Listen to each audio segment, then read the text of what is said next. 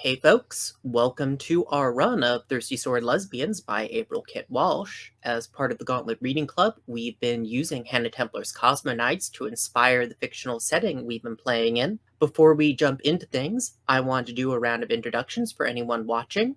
I'm Steven, he, him. I've been organizing this particular run of the reading club, and I've been GMing this run of Thirsty Sword Lesbians. If you want to find me, although there is not much to find there, you can look up Steven Alligator. David, if you want to introduce yourself, your pronouns, and who you are playing. Yeah, sure thing. My name's David. I use he, him pronouns. And tonight I'm playing Trace Soto. Trace is a knight on the jousting scene, fighting under the jousting name of Wolf. He's a bit of a veteran on the scene. He's been around for some time now. My name is Claire, pronouns she, her. I am playing Freckle, pronouns also she, her. My character is a bodyguard, handmaiden, and clone of Princess Lorelei Aurelian, who is currently struggling back and forth with trying to break free of the sort of toxic environment she grew up in her unhealthy obsession with the princess, and learn to stand on her own, and we will see how that ends up working out in this last session. Hi there, I'm Puckett. I use he, him pronouns. Today I'll be playing designation 5014, pronounced Sola, a AI that was an onboard combat program for a knight who gained sentience due to some wildly implausible interaction of electricity and technology, and took the rest of the suit, finished the joust after her knight was knocked out, and proceeded to go find a more suitable body, then return the knight's suit, and has been traveling about trying to figure out what life means and why all of these people keep doing all of these illogical things that just don't make sense. But I'm open to understanding why for an organic it might make sense. And I'm Lyra. I use she, her, or they, them pronouns, and I am playing Kay, who uses she, her pronouns. Kay is also known, and now publicly known to the rest of the crew, I think maybe with the exception of Sola, as Princess Kira of House Stone. Kay is a runaway princess who is now a mechanic, engineer, all-around technical wizard, and is currently struggling with having reunited with her sister Araminta under somewhat unexpected circumstances. This game is hosted through The Gauntlet. The Gauntlet is an online community mostly focusing on role-playing games of the indie and OSR varieties. Besides publishing a zine called The Codex, it also puts out several podcasts about role-playing games. And of course, it organizes a gaming calendar, which this and many other games are organized through every month. This calendar is open to non-members, so feel free to jump on over there through the link below if you are interested in playing with any of the folks here tonight or any of the other people on the Gauntlet. All Gauntlet games make use of an open door policy. We are all here to have fun and tell a story together. If something happens in real life or you become uncomfortable at the table, feel free to step away as long as you need. No one will hold it against you, and you are free to return whenever you feel ready. If you're able to let the group know if and when you expect to return, that would be helpful for the rest of us in terms of framing scenes, but we understand that sometimes emergencies happen and it's not always possible. Besides the open door, we are also making use of several other safety tools. The first of these is the X card. If at any point something in the fiction is making you uncomfortable, whether it's a particularly violent description, or that an NPC has the same name as a friend, feel free to make an X sign with your arms, type X into the chat, or simply say X card. We will stop the fiction and probably ask to clarify what you are X carding, but there is no need to justify it or explain your reasoning beyond that. We will excise it from the fiction and continue. We'll also be using script change, which is a safety tool that uses video editing terminology to help us talk about our scenes. The first of these is pause, which asks us to stop the fiction and check in with everyone that they are happy with where the scene is going. After that is fast forward, which asks us to wrap the scene we are currently in, maybe work out in broad strokes what happens, and move on to the next scene. And then there is rewind, which asks us to return to something that has already happened in the fiction to change or remove it. This might be because someone decides in retrospect that part of the fiction makes them uncomfortable and needs it to be changed, or it might be because we realize there was something really cool we wanted to happen last scene and we want to go back and add it. Finally, there's frame by frame, which asks us to regularly check in during a scene to make certain that everyone is comfortable. I've never used this, but the way Puckett has sort of described it is that we will be turning the safety tools up to max, checking in regularly, and making certain that everyone is happy with where the scene is at. And it's a reminder to us to tread lightly within the scene for everyone's safety. After script changes, Lines and Veils. Lines and Veils is a document that the table puts together before play begins, in which we list subjects that we want to pay particular attention to. Subjects that are listed under lines are things we do not want showing up in play at all, either described or implicitly. Subjects that are listed under veils are things that we are fine being mentioned in play, but we do not want described in detail or examined too closely. Things that are listed under Ask First are things that we are fine having in the fiction and seeing described, but we want to remind the table to check in when they happen. It's important to remember that the Lines and Veils are a living document. You can go in and add things here anytime. If you do it while in the middle of the game, it will be helpful to either message me privately or the group, because otherwise I'm not necessarily going to be looking back to this document, except if I need a reminder of what's here. So yeah, the last time we had left off, you had just hooked up with the Resistance, and we're taking a bit of downtime after having escaped Lord Rudolph. But just before we had closed the session, we cut to Lord Rudolph, who, given the recent rebellion of the AIs being controlled by Arachne, had decided that the most important goal was to retrieve the Princess Lorelei. And to do that, he would have to stage a direct attack on Libre Franklin. So I think that is exactly where we are opening up. Where do we find Kay? So I don't think we find Kay in any one particular place. I think we find Kay running all over the place. Firstly, running to the Kestrel, and then I leave Mouse, one of my little automata, and say, "Keep her ready to go for me, eh, Mouse?" And Mouse scuttles off into the engine compartment, and then I'm just kind of generally running around, picking up what the other engineering staff are doing to kind of prepare the base, to kind of lock down the base for an attack. And I'm kind of helping. I guess I'm mostly carrying things, because I won't know the exact systems, but I'm pitching in and helping get the base ready for an attack. What about Sola? Where do we find them? Freckle, I'm curious.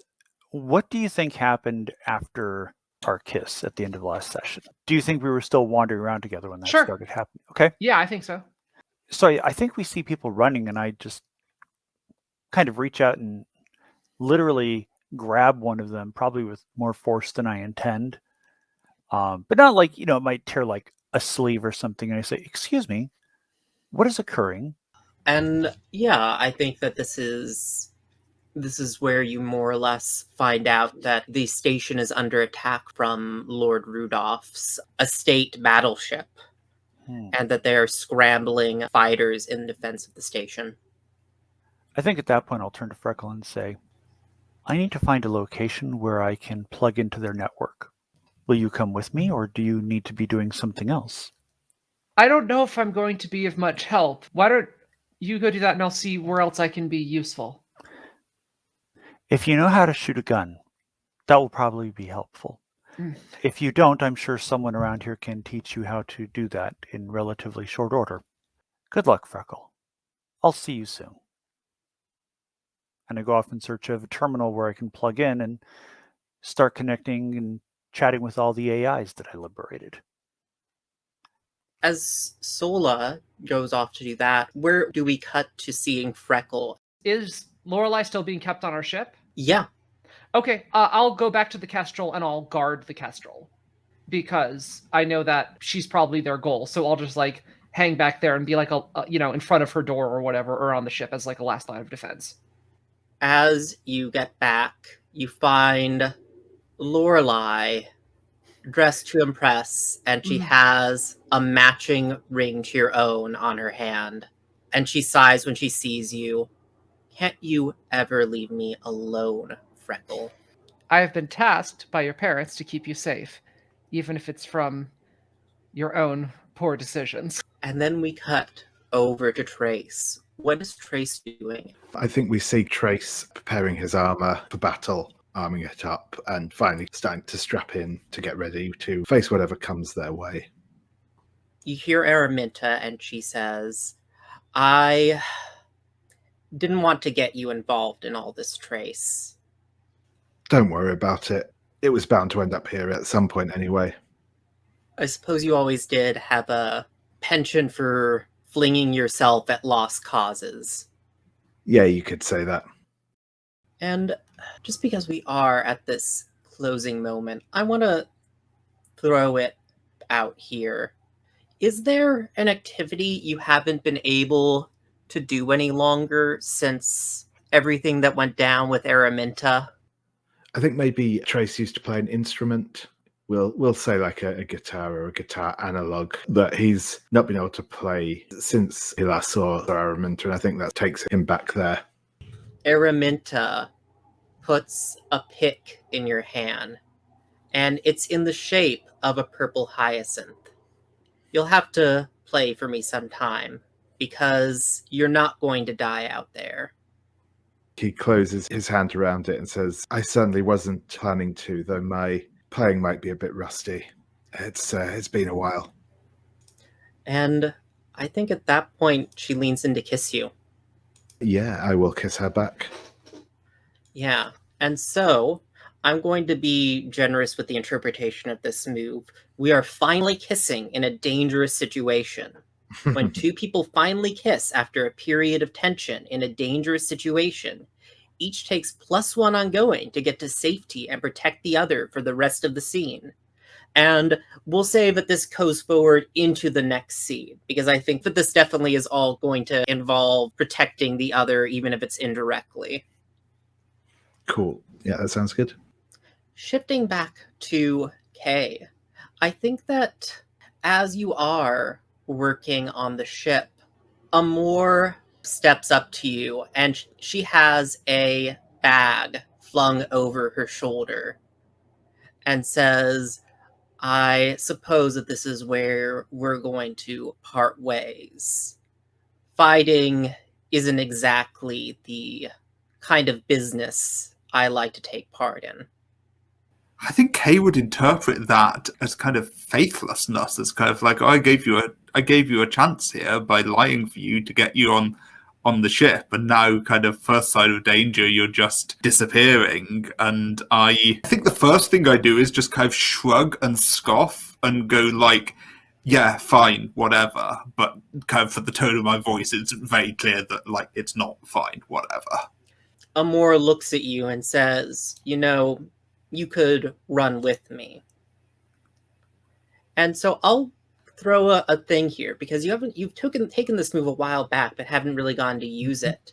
If you want to proudly extol the power of love here, you can gain a move from the trickster for the rest of the session. I think, yeah, I think I'm doing that, and I don't think this is the power of romantic love at all. I think this is kind of found family stuff. I say, yeah, I'm done running. I chose these people. I'm not going to leave them. You need to choose who's worth making a stand for, and I chose this, and just gesture around me. I think Amor pauses there for a moment before she almost rolls her eyes at herself and says, you make me real stupid. And she brushes her hand across your cheek. What do you need me to do? Before I tell her, I think I lean in for another kiss. And she kisses you back. And I think I'm angling as a player for kind of us working out why Lord Rudolph is doing all of this. If you want to turn that favor on and risk the danger of using it, you can parlay with a toxic power. I think I'd say to Amor, ride shotgun with me and hand her a comms tracking, hacking console and say, I'm going to try something. And I open a channel to Rudolph's ship. And I think I've set the focus on the camera so it's just me, so you can't see that Amor's there as well. And I'm just trying kind of very obviously, to anyone who knows me, to look very relaxed. Because the content of the conversations is mostly a distraction. I think that we get the image of the two of you talking and Amor over on the panel. What is the question you want to ask of the toxic power? I want to ask, what is the goal of this attack? And I think what that might look like, me asking Amor, is to find out what orders the troops have been given. So, yeah, give me a roll with plus spirit. Mm-hmm. That's a 9. So it answers your question, and the GM chooses one on a 7 to 9. It takes something from you, you take a condition, or it takes a string on you. I think that the answer you get is that once they've secured the Princess Lorelei, the ship has orders to fire on the station, that Lord Rudolph is leaving burnt ground behind him. So if you want to save the station, you need to disable the ship's cannon, or potentially, I guess, hold Princess Lorelei hostage. And I think, though, that as the conversation is going on, the panels you're working on start to buzz and short under your fingers.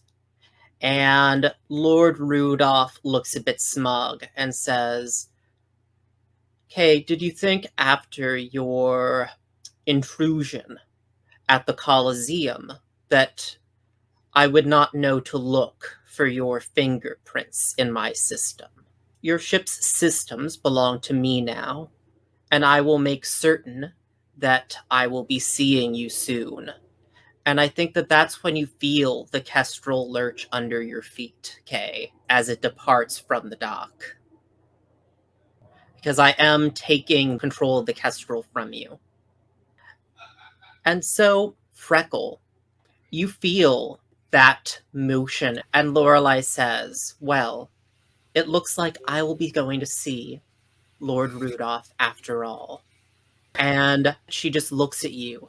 "Now get out of my way, Freckle." Oh, that sounds and that is an order like a command. for her. Yeah. Yes. I'll just take my stance, hold up my hand. I'll activate the ring and just say no. And that will be all. And I will gain a point of insight. And she is going to have to mark a condition because you That's have true. not done it. Yeah, she's going to mark insecure. And I think she just lets her blade loose. And she just says, "Finally." I was beginning to think you had no backbone whatsoever. And she flings herself at you, lashing out with her blade, Freckle. All right. What do you do? I'm going to fight. Yeah. When I realize that she's kind of probably not letting up and kind of going for the kill, I'm going to try my best to incapacitate her. Cool. This is definitely when you seek to incapacitate someone with violence, roll plus to your grace. All right, Which are you using? I'm doing grace if I can. Oh, Awesome. Wow. And that is a 14. Wow, that's awesome. So what I would like to do is, so we're going to say that she starts pushing me down the hallway and I'm retreating away from her. And she's like getting me closer and closer towards the front of the ship and stuff. And then I have a flashback to sword training where I step forward and I kind of like would be leading with my left foot and holding up a sword. And I reached to pick up a sword with my left hand, and then I got slapped on the hand. And then it was instead put into my right hand over and over again. And I remembered this, that over and over again, I was told growing up, I have to use a sword with my right hand because the princess uses a sword with her right hand. However, with my point of insight, I am supposed to, whenever I get unlock a new level of it, a new aesthetic that I come with to show my like progress towards getting more insight. So in a bit of a break in the fighting, I take a step back and I slide the ring off my right hand and I put it on my left hand because Freckle is left-handed, but has not let herself fight with her left hand before. And so now I then take the reverse stance, which I was never allowed to do, and reignite my blade. And then coming forward, Lorelei is not used to defending herself this way, and I am way better with my left hand.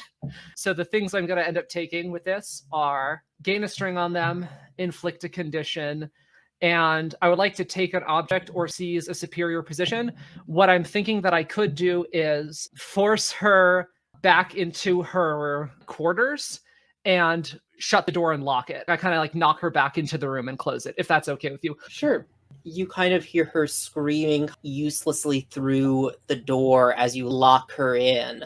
It could even be glass. She could be like, I could see her like banging on it, or something. Yes. Yeah. Banging on it, batting at it with this energy blade, and you can definitely see the sizzling as she swats at this door with the energy blade.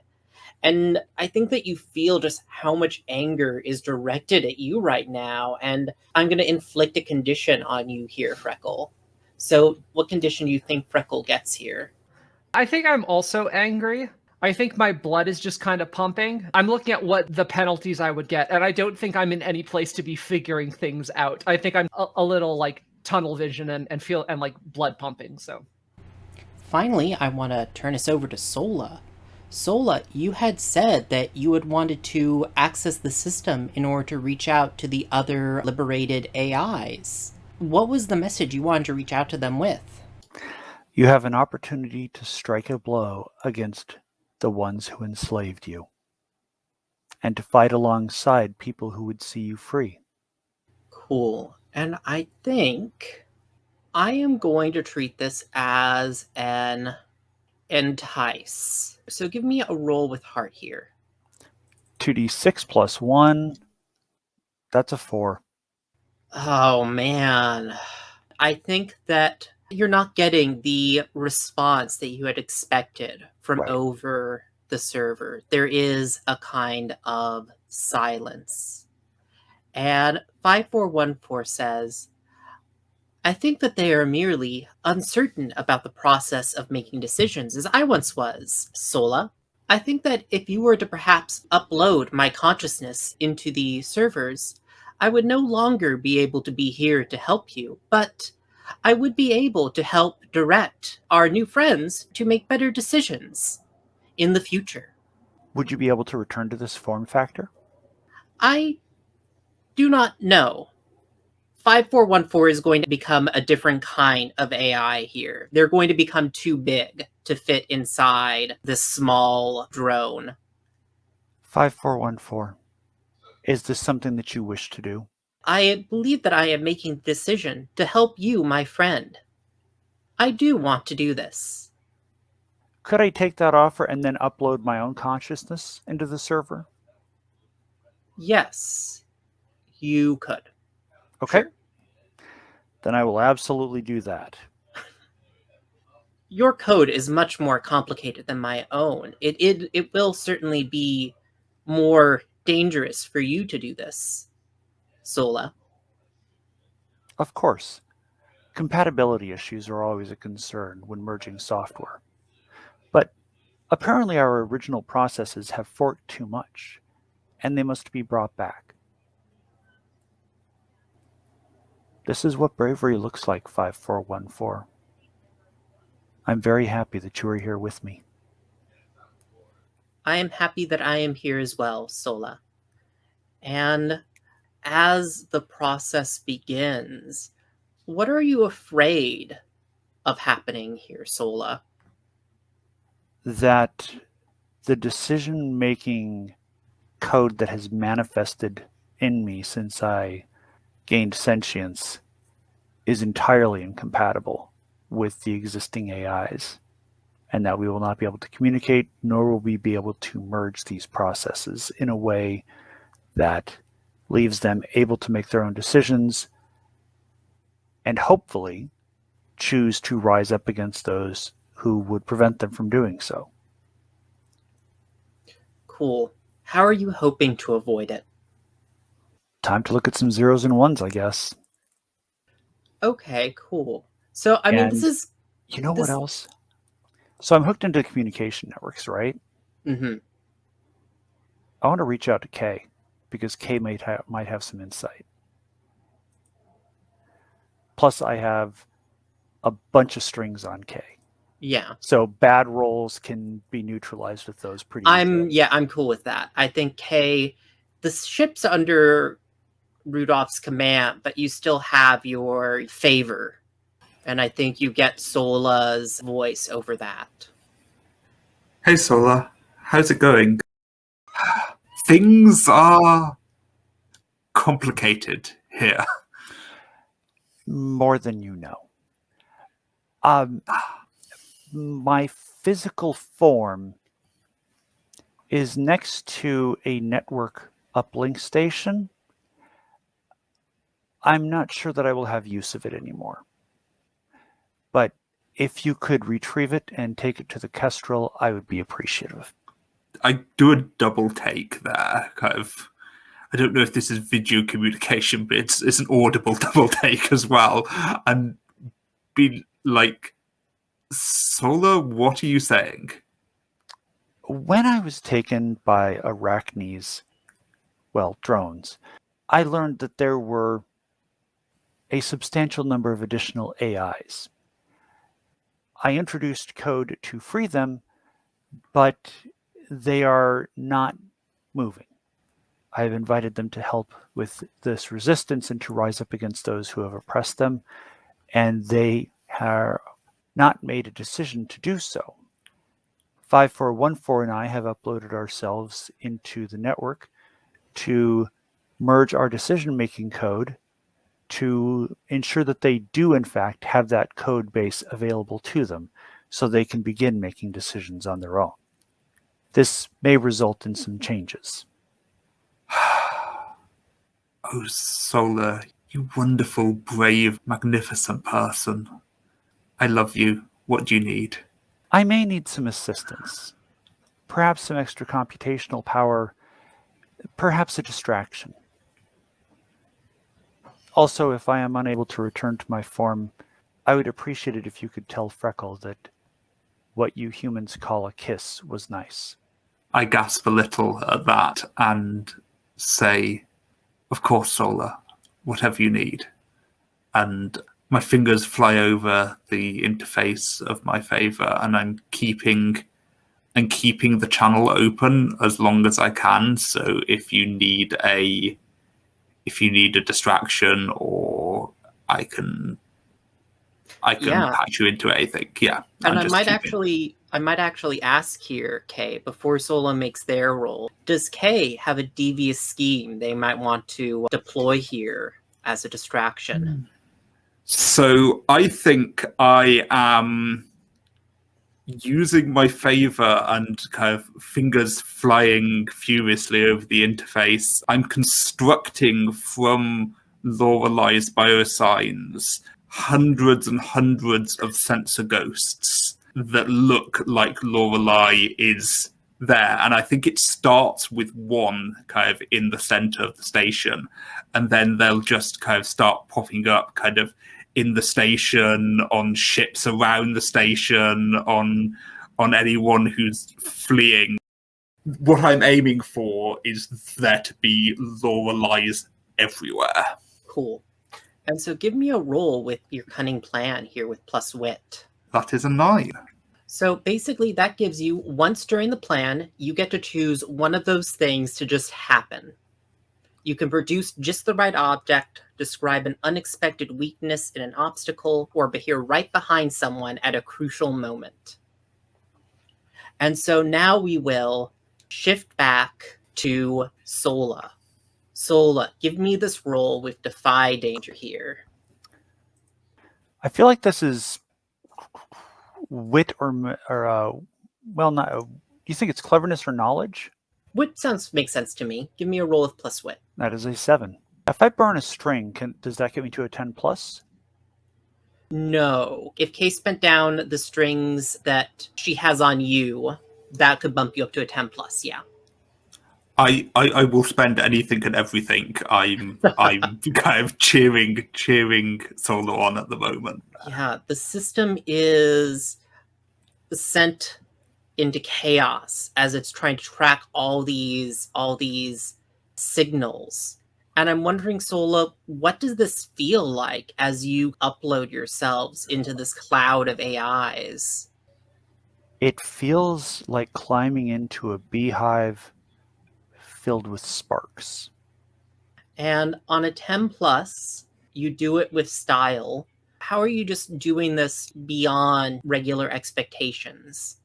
It turns out that the time that I've spent in the organic world has made me more able to see the differences in our code.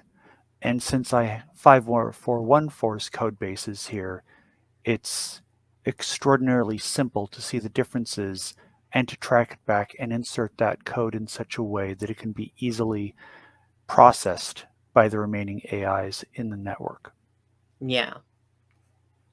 And I think that as you direct them into the defense, well, not direct them, as you have asked them and then give them directions, because I think that many of them do decide to help you. And the rest have a choice not to do so. Yes. As you help direct them into the defense of the station, what you also get from this is that you notice the weakness in the control that Lord Rudolph has over the Kestrel. He is accessing it through an external access panel, and there is someone on the exterior of the ship. If someone were to get rid of them, you could wrest control back of the ship. Am I aware of who this person is? I think that you sense that it is someone wearing an AI armor, but it's an AI armor that, of their own free choice, has decided Arachne is the one they want to serve. And with this mysterious new foe's appearance, I think that this is where we will end things. Thanks anyone who is watching. Until next time.